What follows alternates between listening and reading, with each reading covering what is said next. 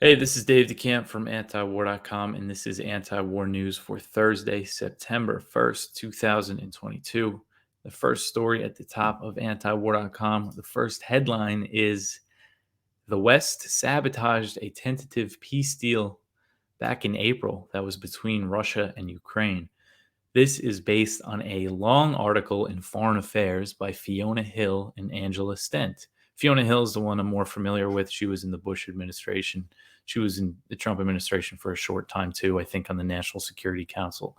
But it's a typical Washington think tank article about how Putin's invasion had nothing to do with NATO expansion. But buried in it is a very interesting piece of information. It says that according to multiple former senior U.S. officials that the two authors spoke with, in April 2022, Russian and Ukrainian negotiators appeared to have tentatively agreed on the outlines of a negotiated interim settlement. The terms of that settlement would have been for Russia to withdraw to the positions that it held before launching the invasion on February 24th. In exchange, Ukraine would promise not to seek NATO membership and instead receive security guarantees from a number of other countries.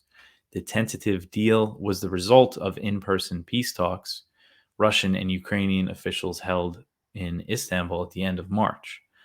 So that was really just the one nugget of information from this long article that was important, and the rest is context that I'm including that they left out. Um, but so the deal, it was a result of these peace talks in Istanbul at the end of March, and virtual talks resumed after the meeting in Istanbul, but the two sides ultimately failed to reach a deal.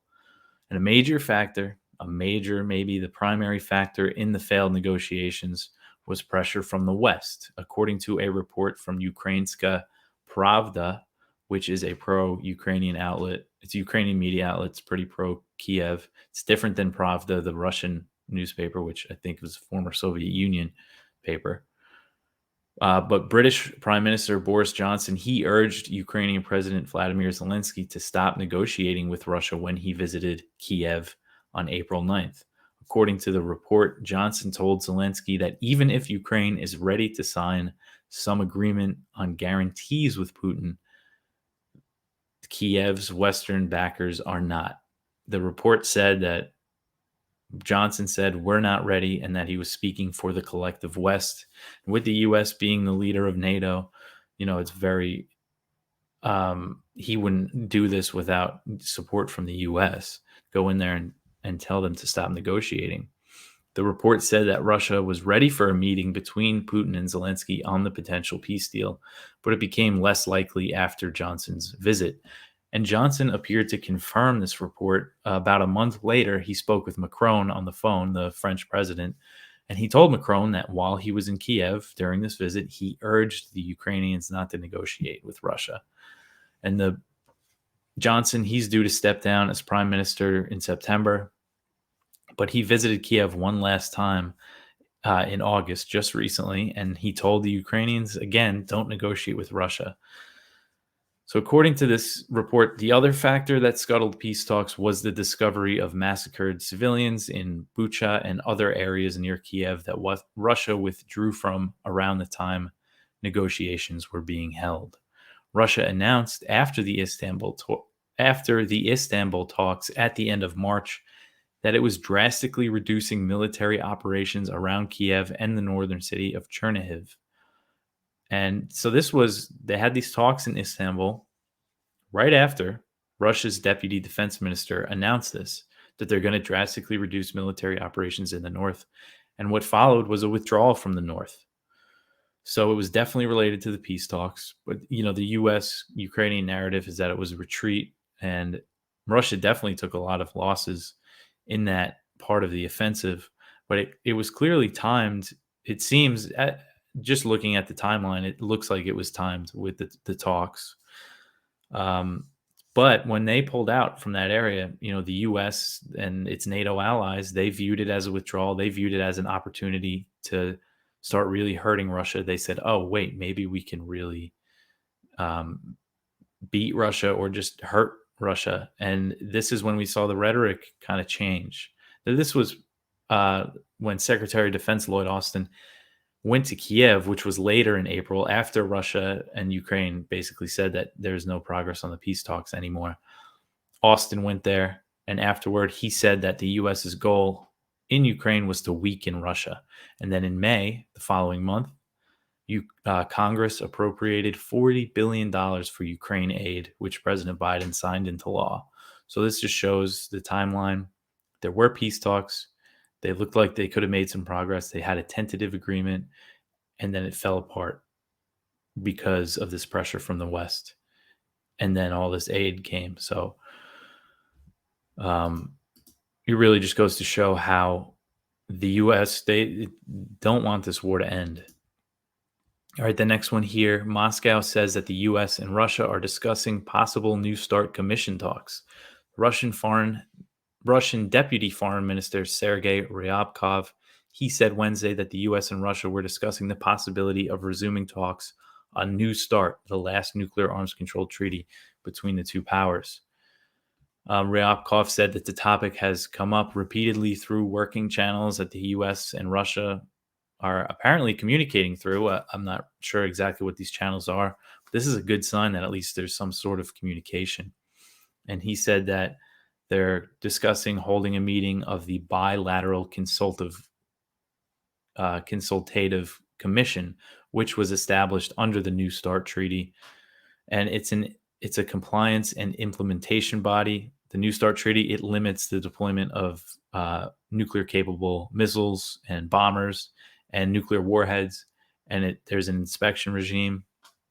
So I asked the State Department about what Ryabkov said, and they wouldn't confirm that they were holding discussions, but they signaled that it seems like they are, based on the comment from them.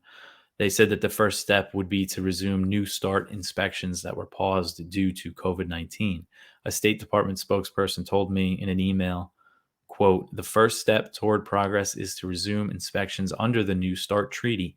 Inspections were paused for COVID reasons. Both sides can safely resume inspections, and the United States is prepared to work with Russia in the New START treaty's bilateral consultative commission to achieve that end," end quote. Russia recently said that it temporarily suspended U.S. inspections of its nuclear weapons under the New START treaty because Russia is saying that their inspectors can't go to the U.S. because of sanctions. But the State Department has previously denied that. The New START, again, before Russia invaded Ukraine, the U.S. and Russia were engaged in arms control talks. But the U.S. cut them off after the invasion. And throughout the war, Russian officials, they were repeatedly saying, hey, we're ready for arms control. Let's do some arms control. But Washington said it didn't show any interest. And I asked the State Department a few times throughout the war just to see what they would say. And usually the statement would be something like, oh, arms control is good and everything, but Russia, basically something President Biden actually said in a statement last month was that his administration was ready to negotiate a replacement to New START, but basically signaled that it won't happen while the war is going on. While the war in Ukraine is going, we're not going to negotiate with them on this issue. But it seems like this is a change. It looks like the U.S. might be softening its stance because in this State Department, the comments to me, they didn't mention the war in Ukraine. It was the first time that they didn't when I asked them about arms control. So I think it's a sign. It could be a sign towards some progress with these talks that they could separate it from the war in Ukraine. Because again, New START, it's the last nuclear arms control treaty between the U.S. and Russia. We keep seeing all these warnings from the head of the UN, other officials, just how the risk of nuclear war is higher than ever, higher than during the Cold War. And that's because the U.S. is funding a proxy war on Russia's border and has pretty much abandoned diplomacy with Russia altogether. Blinken didn't talk with Lavrov, the Russian foreign minister, for months and months. And when they first talked, it was about a prisoner swap. It wasn't related to the war. So this is a good-ish sign, I think. I don't want to get my hopes up too much, but hopefully we get some arms control talks going and the world becomes at least a little less dangerous. All right, the next one here, a team of IAEA inspectors, that's the UN's nuclear watchdog, arrived in the city of Zaporizhia in southern Ukraine on their way to the Zaporizhia nuclear power plant. So this is a little confusing. Zaporizhia is a province in Ukraine. There's also a city called Zaporizhia, and there's a nuclear power plant called Zaporizhia. The city of Zaporizhia is controlled by Ukraine, but the power plant and all the area around it is controlled by Russia. So the IAEA team arrived on Wednesday in Zaporizhia, the city. It's about 35 miles from the plant, and they're expected to travel to the plant on Thursday morning, which is controlled by Russia. So this is a long awaited mission. Russia has been calling for these inspectors to come as there's been frequent shelling at this nuclear power plant, raising fears of a potential nuclear disaster. Ukraine accused Russia of attacking the plant, but Moscow has little reason to shell a facility that it controls. Russian troops are stationed at the plant, and Moscow has rejected calls to demilitarize the area. Rafael Grossi, the IAEA chief, he's traveling with the team. He said the initial inspection should only take a few days, but he hopes to establish a permanent presence at the base. And this was welcomed by Russia. A Russian envoy said that they welcome the idea of a permanent IAEA presence. So hopefully these inspectors get there and this shelling stops, because they keep reporting that Ukraine is firing on this plant. The Russian installed officials there. So hopefully that stops and this danger of a nuclear catastrophe subsides, because it is a very dangerous situation when you have a nuclear power plant being bombed and shelled. All right. So the next one here, Taiwan warns of counterattack if Chinese military enters territorial waters and airspace. Taiwan's military issued a strong warning to China on Wednesday, saying that it will launch counterattacks if Chinese military planes or ships enter Taiwan's territorial waters or its airspace, both of which extend 12 nautical miles from the island's coast. So China launched its largest ever military drills around Taiwan at the beginning of August in response to House Speaker Nancy Pelosi visiting the island.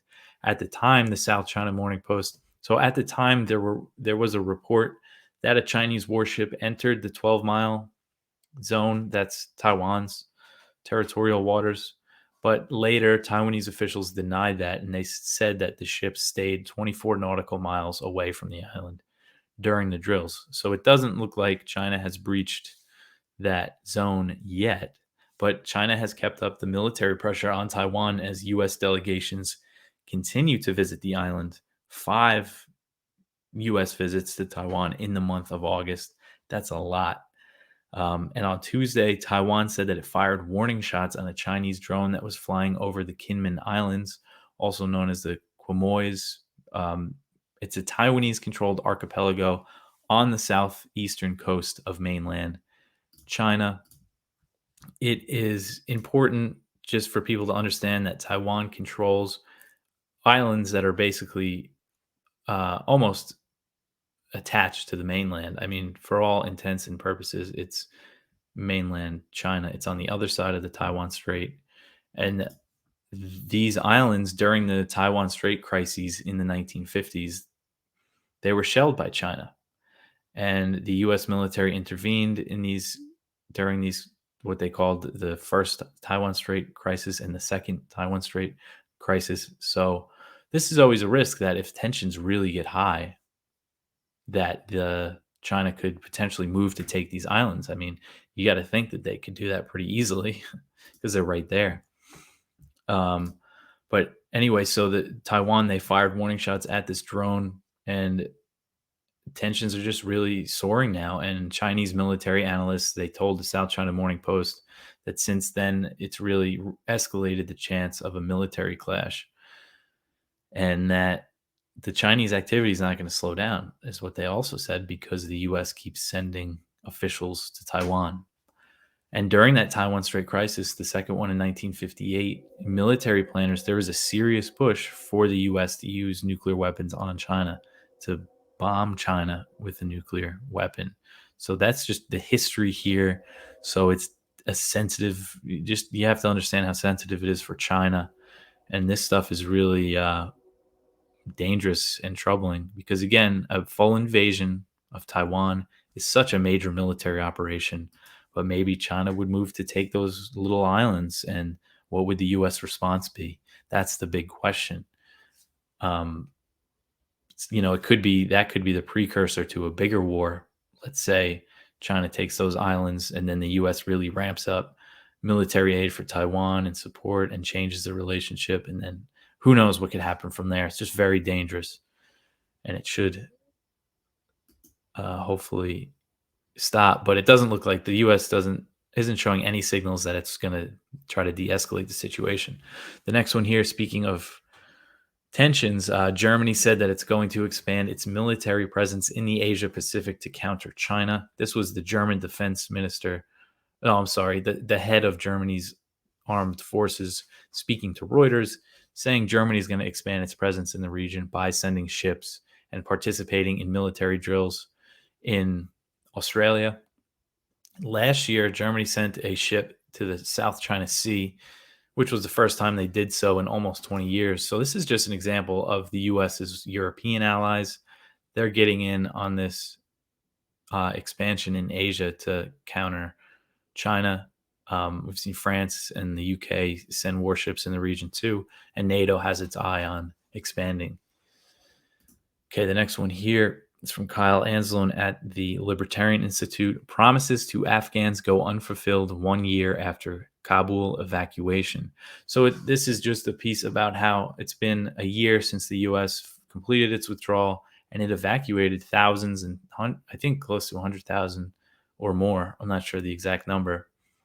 More than 100,000. It's in Kyle's piece. Sorry, but now a bunch of them are in limbo, as Kyle has been covering. There are camps in the UAE and Kosovo and the one in Kosovo is at a U.S. military base of just these Afghans that can't go into any country. They're in limbo. They're living in prison-like conditions. And there's also thousands of Afghans inside Afghanistan that the U.S. said would help, but they're just awaiting approval. So a year later, the people that the media really acted like they cared about, they've just forgotten. I mean, think about that. In Kosovo, at a U.S. military base, there's a bunch of Afghans in a camp that can't go anywhere. It's basically a prison. It sounds like an internment camp. I think that would be a big scandal, but no, we never hear about it.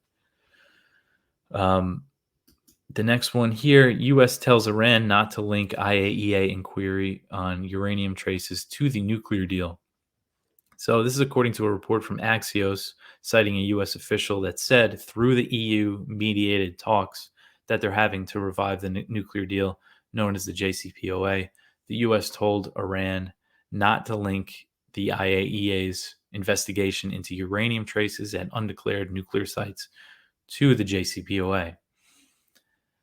Okay, so the IAEA, they opened this investigation a few years ago, and they haven't been happy with Iran's explanations, although it doesn't seem like it's a proliferation risk at all. But they're still hammering this issue, and they won't close the investigation. And Iran has said that they want it closed as part of this plan to revive the JCPOA. So according to this report, the draft deal that the EU has put forward would restore the JCPOA in stages. And one of the stages would be 120 days after the U.S. and Iran signed a deal known as Re-Implementation Day. By that time, Iran is supposed to have brought its nuclear program back into the strict limits set by the JCPOA. In return, the U.S. would lift some sanctions. It's not clear exactly how many or which ones, but enough that Iran could sell oil and do business with Western companies is the idea, I would think. And they would also brief U.S. companies on doing business with Iran. So the U.S. official speaking to Axios said that if Iran links this IAEA inquiry to the JCPOA, it could delay sanctions relief. The U.S. official said, quote, "We told the Iranians that it is up to them to solve it with the IAEA, and there is no reason to link it to Re-Implementation Day. If Iran does that, it risks delaying sanctions," end quote. The Axios report said that Iran and the Iaea they could work out the issue during the 120-day period between the deal and re-implementation day. So that signals that the signing an agreement doesn't hinge on the IAEA dropping the inquiry. It sounds like Iran is saying that they want it to be settled by then, but it's not necessary to sign the agreement with the US that would start the process toward this re-implementation day. So that's where we're at. I hope this isn't too wonky, all these details, but and Iran's also seeking guarantees from the US because the JCPOA is not a treaty. The next administration is not bound by it. They could pull out. But with that in mind, Iran is seeking guarantees that kind of create consequences for the US if they pull out. One example is they have these advanced centrifuges that they're supposed to dismantle and destroy to return to the JCPOA. But they said, well, what if we leave it so it would only take a year for us to hook up these centrifuges? So then the US would know that if they pulled out the deal, then these centrifuges would be online pretty quickly. That's just one example. And when it comes to guarantees, during earlier negotiations in 2021, when the two sides were close to a deal, Iran wanted President Biden to give a guarantee that the U.S. would stay in the agreement just for his term in office, but he refused and the talks stalled. So Biden has taken a hardline position. They've refused to lift all Trump-era sanctions, which is why negotiations are necessary. And we had another Iran one. Oh, it's in the first section because it's Ukraine. Iran has presented Russia. Iran's foreign minister was in Moscow on Wednesday and presented Russia with an unnamed European leader's proposal for a peace initiative to end the war in Ukraine. So this is interesting. We don't really know the details, but Iran said that they gave this peace initiative, handed it over to Russia. Iranian media said that this unnamed official was Macron, that this peace initiative was the French president, and that kind of makes the most sense. He's been calling for negotiations. I mean, France has gone along with the sanctions and everything, but he has been calling for negotiations throughout the war in Ukraine, and he's been keeping in touch with Putin. He's one of the few Western leaders that still holds calls with Putin. And he's also been saying that they should revive the Iran nuclear deal. So the idea that he's in talks with Iran kind of makes sense.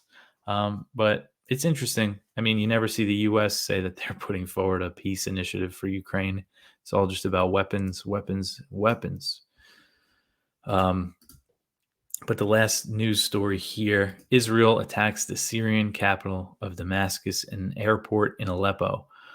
So Israel launched more airstrikes in Syria on Wednesday, which they do very often. And the primary target was the Aleppo airport, while some air defenses reported strikes against military targets in and around Damascus.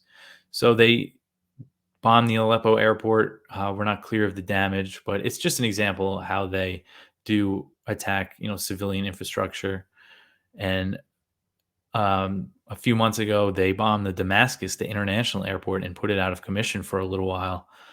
So Israel, they're always bombing Syria and gets very little attention. That's it for the news. We got a couple of good viewpoints as always. One original one from Ted Snyder about Gorbachev, about his death.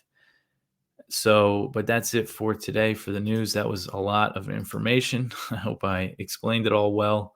If you want to support the show, we have new merch, great new t-shirts, sweatshirts, mugs, stickers and stuff. The link is in the description if you want to buy stuff. If you buy something, let me know. I want to hear about it. So I'm excited about this stuff. It's really high quality and you should definitely buy it. And you can contact us, news@antiwar.com. Donate, antiwar.com/donate, and follow me on Twitter and all that. And that's it for today. I will talk to you guys tomorrow with some more news.